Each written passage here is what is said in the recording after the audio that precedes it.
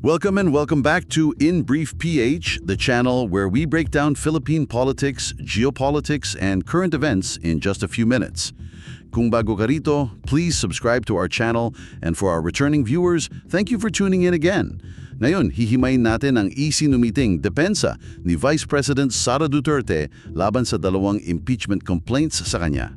Yes, and napaka-timely nitong deep dive natin kasi mismo ngayong araw, March 16, 2026, ang deadline niya para isumite ang tinatawag na Consolidated Verified Answer ad Cotelem. Ang bigat pakinggan nung huli. Oo nga eh. Basically, formal reply niya ito doon sa Zabala and Cabrera complaints. Yung mga reklamong ideklara ng House Committee on Justice na sufficient in form and substance. Teka, bago tayo lumayo, ano ba yung ad cotelem para sa mga listeners natin? Ibig sabihin ba nito umaamin na siya o nagigingat lang? Magandang tanong yan. Yung ad cautelum is a legal term na ang ibig sabihin is as a precaution.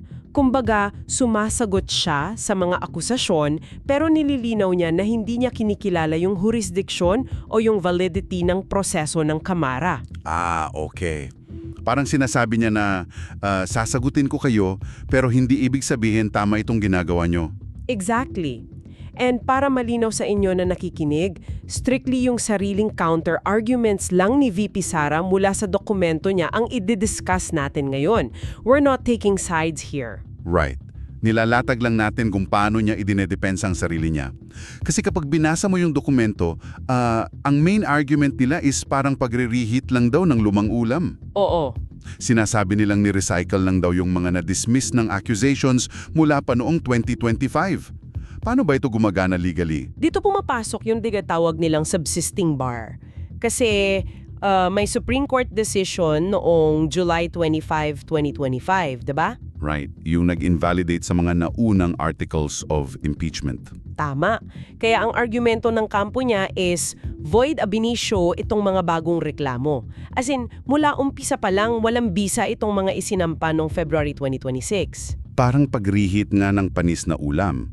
Kung idineklara na ng Korte Suprema na bawal yung ulam noong 2025, hindi mo pwedeng iserve ulit ngayon sa bagong plato. Totoo yan. At dahil ibinasura na nga yung mga lumang kaso, ginagamit nila itong basehan para sabihing may nangyayaring double standards at violation ng due process. Wow. Double standards paano? Ayon sa depensa niya, noong may impeachment complaints laban kay President Marcos Jr., napakabilis itong na-dismiss. Pero pagdating daw sa kaso niya, itinuturing kaagad na established truth yung mga paratang kahit kulang sa ebidensya. Pero teka, kung sinasabi nilang walang sapat na ebidensya, paano nila sinagot yung issue ng command responsibility? Lalo na doon sa mainit na usapin ng confidential funds. Yan. Kasi laging nababanggit sa dokumento nila yung phrase na no ultimate facts. Ano ba yung ibig sabihin nun? Yung no ultimate facts, ang ibig sabihin niyan is walang direct evidence na nag-uugnay sa kanya sa mismong act. Paliwanag ng kampo niya, hindi pwedeng i-presume yung guilt ng isang official dahil lang siya ang piluno. Okay.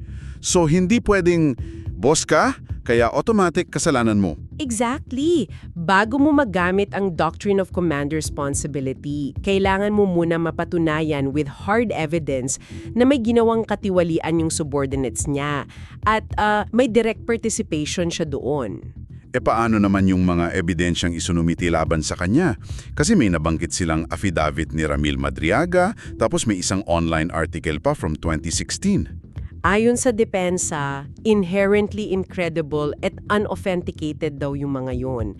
Yung affidavit ni Madriaga, may kinakaharap-haraw na perjury complaint yun eh. Wait, talaga?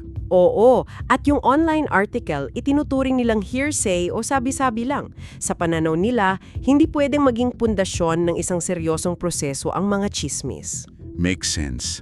Para sa atin na nagbabayad ng buwis, bakit pa natin kailangang intindihin itong mga legal maneuverings na ito? Ano ang epekto nito sa administration? Mahalagang maintindihan na ang impeachment is parehong legal at political process. It takes time at habang tumatagal ang bangyang ito, Oras at resources ang nawawala. Right? Lalo na't the Marcos administration has a clear policy direction right now. Tama. Para mapanatili ng gobyerno yung strategic focus nito sa public service, like sa infrastructure at pagpapababa ng presyo ng bilihin, kailangan maiwasan ang matagalang political distraction. Nakakaisip tuloy ako dahil paulit-ulit na ginamit na depensa ni VP Sara yung nakaraang Supreme Court ruling mula 2025, aabot kaya ulit itong issue na ito sa Korte Suprema para pumigil sa proseso ng Kamara? Isang napakahalagang tanong yan. Para pag-isipan natin, sa huli, ang rule of law dapat ang laging manibabaw. That wraps up our deep dive for today. Maraming salamat sa pagsama sa amin dito sa In Brief PH. Until next time, stay curious and stay informed.